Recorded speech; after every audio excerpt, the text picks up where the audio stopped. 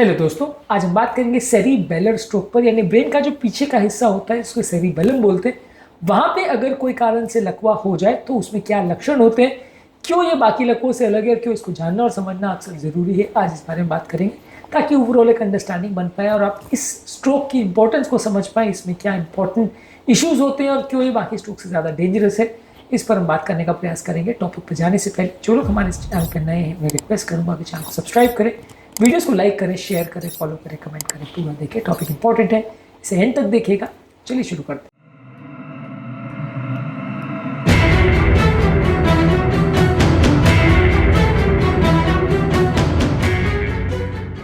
Cerebellar stroke basically blood supply, अगर cerebellum का जो कि ब्रेन का पीछे का हिस्सा होता है, छोटा सा एरिया होता है, बहुत बड़ा एरिया नहीं सप्लाई करता, लेकिन ये हमारे बॉडी की बहुत इंपॉर्टेंट और वाइटल फंक्शन जैसे कोऑर्डिनेशन, यानी चीज़ों को पकड़ना, मैनेज करना, आपस में सामंजस्य चीज़ों को बनाना, उसको बॉडी के बैलेंस को और हाथ पाँव के फंक्शंस को उसको कंट्रोल करने की काफ़ी इंपॉर्टेंट फीचर्स को मैनेज करता है। इसमें अगर स्ट्रोक हो जाए तो ये बाकी स्ट्रोक से अक्सर डेंजरस इसलिए होता है क्योंकि इसके पास ब्रेन स्टेम होता है। ब्रेन स्टेम बेसिकली ब्रेन का वो हिस्सा होता है जो बहुत वाइटल फंक्शंस को, जैसे हमारे हार्ट का फंक्शनिंग, हमारे जो रेस्पिरेटरी सेंटर है उसका फंक्शनिंग, हमारे ब्लैडर बाउल का फंक्शनिंग, ये सारी चीज़ों को कंट्रोल करता है। बहुत छोटे छोटे इसके सेंटर्स होते हैं। यदि स्ट्रोक आपके सेरिबेलम में हुआ तो पास में, क्योंकि ब्रेन स्टेम में अगर जरा भी उसमें कंप्रेशन हो गया या वहाँ पे ब्लीडिंग हो गई या वहाँ पे प्रेशर या सूजन की वजह से कुछ दबाव पड़ गया ब्रेन स्टेम पर, तो तुरंत व्यक्ति की मृत्यु हो सकती है। विदिन मिनट से व्यक्ति की जान जा सकती है। इसलिए सेरिबेलम वाला स्ट्रोक नॉर्मल स्ट्रोक से थोड़ा ज़्यादा डेंजरस माना जाता है क्योंकि वहाँ पे जगह कम है। जो ऊपर वाला जो एरिया है, यानी कि सेरिबेलम से ऊपर का जो सेरिब्रम वाला एरिया है, वहाँ पे कंपैरेटिवली ब्लीडिंग और हो भी जाती है। तो बड़े ब्लीडिंग के बावजूद भी या क्लॉट के बावजूद उतना ज़्यादा डैमेज नहीं होता जितना सेरिबेलम में होता है। हालांकि ब्रेन के सेरिब्रम वाले पोर्शन में कुछ स्पेसिफिक एरियाज है जहाँ पर बहुत ज़्यादा वायर्स होते हैं, तो वहाँ डैमेज होने का रिस्क ज़्यादा रहता है। लेकिन कंपैरेटिवली सेरिबेलम में थोड़ा सा, क्योंकि स्पेस कम है, इसको इंफ्राटेंटोरियल एरिया बोलते हैं, वहाँ पे थोड़ा रिस्क ज़्यादा रहता है। सेरिबेलम में स्ट्रोक के क्या कारण है? या तो ये इस्केमिक हो सकता है, यानी क्लॉट की वजह से हो सकता है, जो कि 80% केसेस में देखने को मिलता है, जिसमें नलियों में कोलेस्ट्रॉल जमा होने की वजह से वर्टिब्रल और बेसिलर आर्टरीज में कोलेस्ट्रॉल जमा होने की वजह से हो सकता है। हार्ट से कोई क्लॉट अगर वहाँ पे चला जाए, जैसे हार्ट का अगर वैल्व का बीमारी है, एट्रियल फिब्रिलेशन है, हार्ट फेलियर, तो क्लॉट जा सकता है। वर्टिब्रल आर्टरी डिसेक्शन हो जाए, कभी चोट की वजह से वर्टिब्रल आर्टरी जो इस एरिया को सप्लाई करती है उसमें क्रैक पड़ जाए, फट जाए नली, तो हो सकता है। या कोई स्मॉल वेसल की डिजीज जो कि डायबिटीज़ और हाइपरटेंशन होती है, वैसे लोगों में हो सकता है। इसके अलावा ब्रेन में ब्लीडिंग 20% केस में होती है सेरिबेलम में। इसमें सबसे common cause uncontrolled high blood pressure हो सकता है, आर्टीरियोवीनस मालफॉर्मेशन या अन्यूरिज्म हो सकता है, जिसमें वैस्कुलर एब्नॉर्मलिटीज होती है, नली के अंदर जो उनका ढांचा होता है वो गड़बड़ होता है, जिससे कई बार नली फूल जाती है और ब्लीडिंग हो सकता है। या कोई ब्लीडिंग डिसऑर्डर, जो कोई दवा ऐसी चल रही है खून पतला करने की, तो हो सकता है।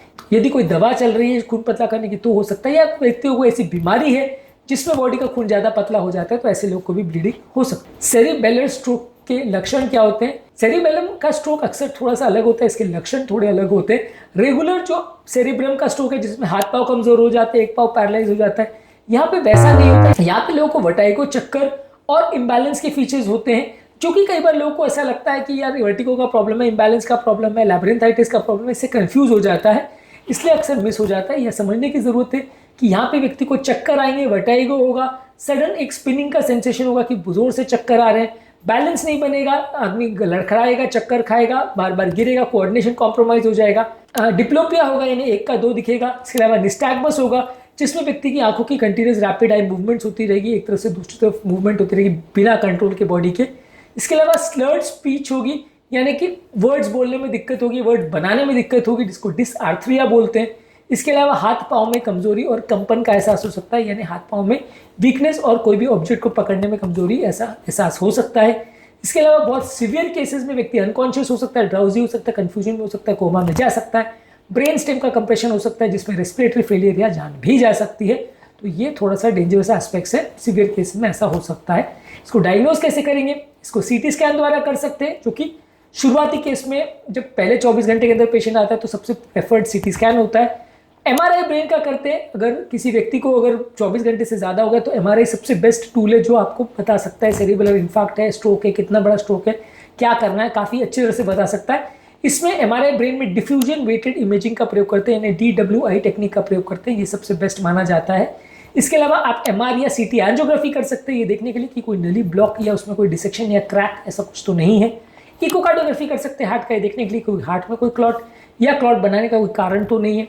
इसके अलावा ब्लड टेस्ट कर सकते हैं देखने के लिए कोई ब्लीडिंग या क्लॉटिंग का डिसऑर्डर तो नहीं है जिससे व्यक्ति को ब्लीडिंग या क्लॉटिंग का प्रॉब्लम हो रही है, ग्लूकोज का प्रॉब्लम तो नहीं है, BP का प्रॉब्लम तो नहीं है। ये सारी चीजें आपको चेक करनी चाहिए। मैनेजमेंट कैसे करेंगे? यदि किसी व्यक्ति को सेरिबेलम में स्ट्रोक है तो पहले 4.5 घंटे के अंदर आप पेशेंट को क्लॉट बस्टिंग इंजेक्शन या थ्रोम्बोलिटिक थेरेपी दे सकते हैं, जिसमें काफी चांसेस है कि वो जो खून का थक्का अगर है वो घुल सकता है। पर इसके लिए कंफर्म करना पहले जरूरी है CT स्कैन द्वारा कि वहाँ पे कोई ब्लीडिंग नहीं है।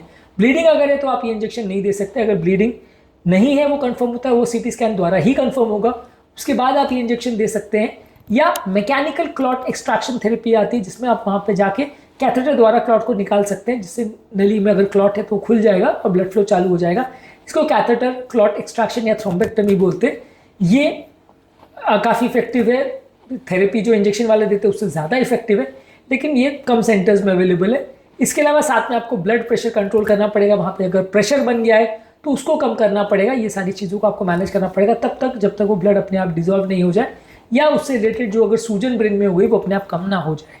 ज़्यादातर इसका मैनेजमेंट बाकी सारे जो लकवे रहते हैं वैसा ही है, बस समझने की ज़रूरत है इसके फीचर्स अलग होते हैं। ये थोड़ा सा अलग तरीके का फीचर वाइज अलग तरह का लकवा है, बाकी इसके जो मैनेजमेंट स्ट्रैटेजी उसमें बहुत ज़्यादा फर्क नहीं है। ज़्यादातर इसके पेशेंट में आप ब्लड प्रेशर स्टेबलाइजेशन करते ताकि रीब्लीडिंग ना हो, सर्जिकल डिकम्प्रेशन करते अगर मान लीजिए बहुत ज़्यादा ब्लीडिंग है और अगर वहाँ पे ब्रेन स्टेम पे कोई कंप्रेशन होने का आसार है तो वहाँ पे सर्जिकल डिकम्प्रेशन करते हैं।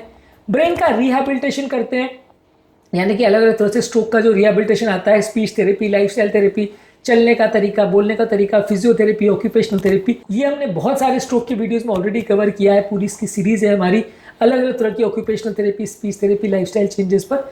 वो सारे ही चीज़ें स्ट्रोक के पेशेंट में एप्लीकेबल होगी। जिस तरह की पेशेंट को प्रॉब्लम है सेरिबेलम के स्ट्रोक में, वो सारी ही चीज़ें उसमें वहाँ पर भी लागू होंगी। वो वीडियोज़ को आप जरूर देख लीजिएगा। ज़्यादातर ये समझना जरूरी है कि ये थोड़े से डिफरेंट तरीके का स्ट्रोक है, थोड़ा ज़्यादा डेंजरस तरीके का स्ट्रोक है। ज़्यादातर लोगों को रिकवरी जो होती है वो कुछ हफ्ते से कुछ महीने में हो जाती है। यदि किसी व्यक्ति को बहुत सीवियर अगर स्ट्रोक हो तो वह परमानेंट डैमेज भी हो सकता है और वो कभी रिकवर ना हो वैसा भी हो सकता है। कभी कभार जान का खतरा भी हो सकता है जिसमें व्यक्ति की तुरंत या कुछ दिनों के बाद भी जान जा सकती है।